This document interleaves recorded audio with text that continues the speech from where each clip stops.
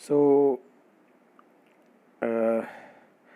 ਆਪਾਂ ਪਹਿਲੇ ਪਾਰਟਸ ਕਰ ਰਹੇ ਸੀਗੇ ਕਿ ਟਰੂਥ ਟੇਬਲ ਨੂੰ ਕਿੱਦਾਂ ਟਰੂਥ ਟੇਬਲ ਰਿਪਰੈਜ਼ੈਂਟ ਕਰਕੇ ਕਿਸ ਤਰ੍ਹਾਂ ਕਰ ਸਕਦੇ ਹਾਂ।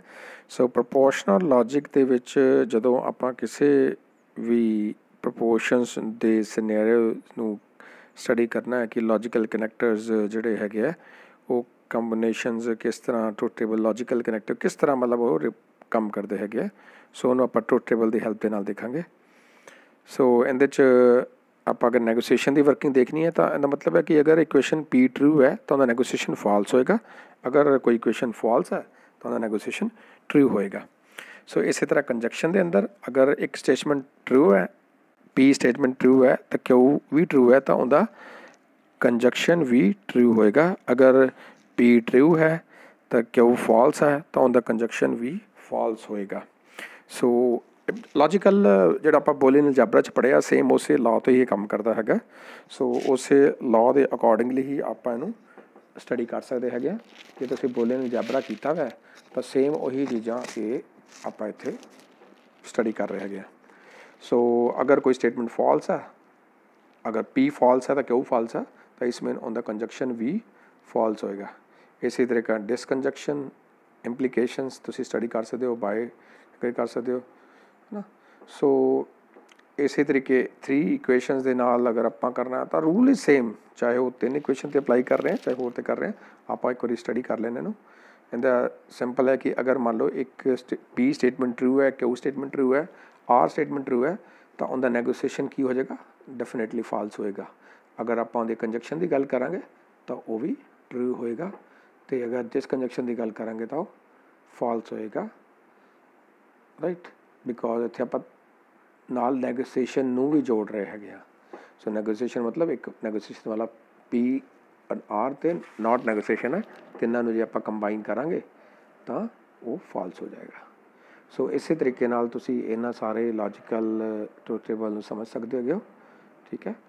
ਸੋ ਅਗਲੀ ਆਪਾਂ ਗੱਲ ਕਰਦੇ ਹੈਗੇ ਹਾਂ ਕਿ ਜਿਹੜੇ arithmetic operators just like arithmetic operator ਯਾਨੀ ਦੈਨ ਪਰਸੈਪਸ਼ਨ ਆਫ ਕਨੈਕਟਿਵਨੈਸ ਕਿੱਦਾਂ ਕੰਮ ਕਰਦੀ ਹੈਗੇ। ਉਹ ਕੰਮ ਕਰਦੀ ਹੈ ਜਿੱਦਾਂ ਅਰਥਮੈਟਿਕ ਆਪਰੇਟਰਸ ਕੰਮ ਕਰਦੇ ਹੈਗੇ ਆ। ਆਪਾਂ ਜਿੱਦਾਂ ਕਨੈਕਟਿਵ ਲੌਜੀਕਲ ਆਪਰੇਟਰਸ ਯੂਜ਼ ਕਰਦੇ ਹਾਂ ਉਸੇ ਤਰੀਕੇ ਨਾਲ ਇੱਥੇ ਹੀ ਪ੍ਰੋਪੋਜੀਸ਼ਨਲ ਪ੍ਰੋਬਲਮ ਦੇ ਵਿੱਚ ਆਪਾਂ ਉਹਨਾਂ ਆਪਰੇਟਰਸ ਨੂੰ ਯੂਜ਼ ਕਰਦੇ ਹੈਗੇ ਆ। ਸੋ ਤੁਸੀਂ ਦੇਖ ਸਕਦੇ ਹੈਗੇ ਹੋ ਇਹਨਾਂ ਦੇ ਅੰਦਰ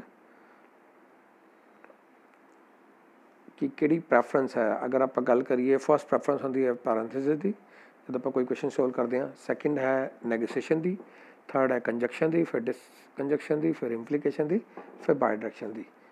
ਕਿ way of solving the equations ਤਾਂ ਪ੍ਰੈਫਰੈਂਸ ਦੇ ਅਕੋਰਡਿੰਗਲੀ ਆਪਾਂ ਉਹਨਾਂ ਨੂੰ ਡਿਸਾਈਡ ਕਰਦੇ ਹਾਂ ਕਿ ਕਿਸ ਤਰ੍ਹਾਂ ਦਾ ਆਪਰੇਸ਼ਨ ਕਰਨਾ ਹੈਗਾ। ਸੋ ਇਹ ਪ੍ਰੈਫਰੈਂਸ ਆਰਡਰ ਹੈ ਜੋ ਸਿਮਿਲਰ ਟੂ ਬੂਲੀਅਨ ਅਲਜਬਰਾ ਜਾਂ ਸਿਮਿਲਰ ਟੂ ਅਦਰ ਇਕੁਏਸ਼ਨਸ ਹੁੰਦਾ ਹੈਗਾ। ਤਾਂ ਬੈਟਰ ਅੰਡਰਸਟੈਂਡਿੰਗ ਲਈ ਆਪਾਂ ਨੂੰ ਅੱਗੇ ਦੇਖਾਂਗੇ ਸਾਰਿਆਂ ਨੂੰ। ਸੋ ਇਸ ਨੂੰ ਸਟੱਡੀ ਕਰਨ ਲਈ ਤੁਸੀਂ ਜਿਸ ਤਰ੍ਹਾਂ ਇਹ ਦਿੱਤਾ ਹੈਗਾ ਕਿ ਆਪਰੇਟਰ ਦੀ ਜਿਹੜੀ ਹੈਗੀ ਹੈ ਪ੍ਰੋਪਰਟੀਜ਼ ਕੀ ਹੁੰਦੀ ਹੈ। ਸੋ ਪਹਿਲੀ ਪ੍ਰੋਪਰਟੀ ਹੈ ਕਮਿਊਡਿਟੀ।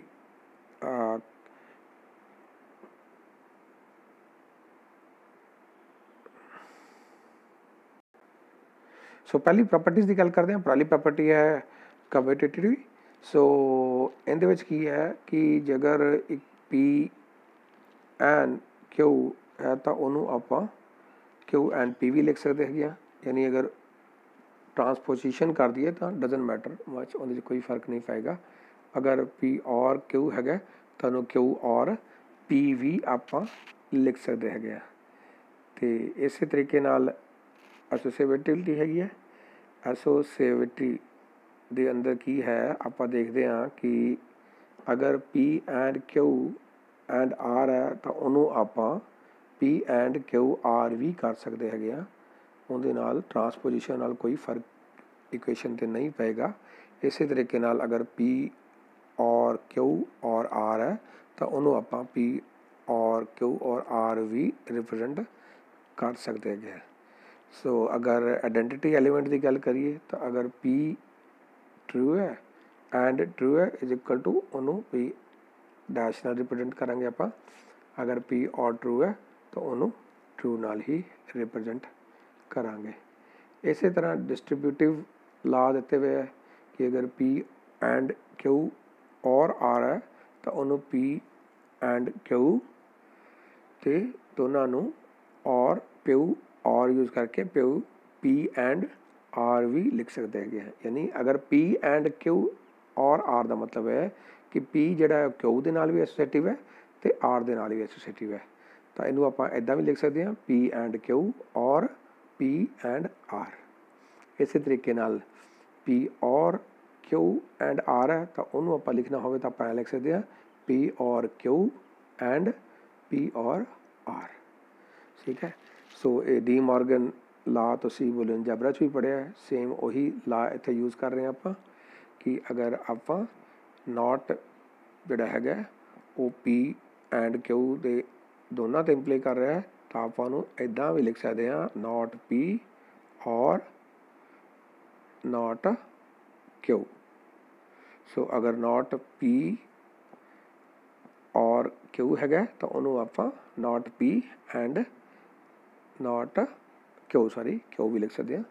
सो ये डी मॉर्गन आप पढ़ी हुई है पहले भी बूलियन जैबरा तो सेम वही इतने आ रही है।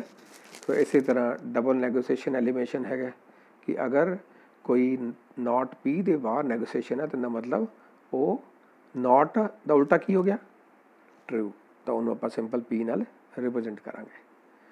सो ये सारी प्रोपोर्शनल लॉजिक है। इनकी लिमिटेशनस की है कि आप we cannot represent relations like all some और none with proportional logic all girls are intelligent some apples are sweets. So इस तरह की इक्वेशन रिप्रेजेंट नहीं कर सकते, तो इहदे लिए आप जाके अगले प्रेडिकेट लॉजिक इन्होंने रिप्रेजेंट करांगे तो उत्थे देखा कि इन्होंने किद्दां रिप्रेजेंट करते हैं। ऑल वास्ते उत्थे यूनीवर्सल क्वांटिफायर यूज़ करते हैं, सम वास्ते एग्जिस्टिंग क्वांटिफायर यूज़ करते हैं। सो सारी चीज़ां आप अगे प्रेडिकेट लॉजिक पढ़ांगे। सो ये सीगा प्रोपोर्शनल लॉजिक। सो सिंपल जी जी गल समझण वाली इत्थे हैगी है कि प्रोपोर्शनल लॉजिक है जिहड़ा वो नॉलेज नू रिप्रेजेंट करन लई AI दे अंदर यूज़ किया जाता है कि आपां नॉलेज नू किद्दां स्टोर करना है AI दे अंदर। सो नॉलेज नू स्टोर करन लई बहुत सारे सिस्टम दे विचों एक सिस्टम है प्रोपोर्शनल लॉजिक। सो प्रोपोर्शनल लॉजिक दे अंदर सिंपल स्टेटमेंट्स जिहड़ियां ट्रू और फॉल्स रिप्रेजेंट की जा सकदियां ने, वो सारी स्टेटमेंट्स नू रिप्रेजेंट करने लई प्रोपोर्शनल लॉजिक आप यूज़ कर सकते हैं। सो नैक्सट पार्ट च आप पढ़ांगे कि प्रेडिकेट लॉजिक किद्दां काम करता है।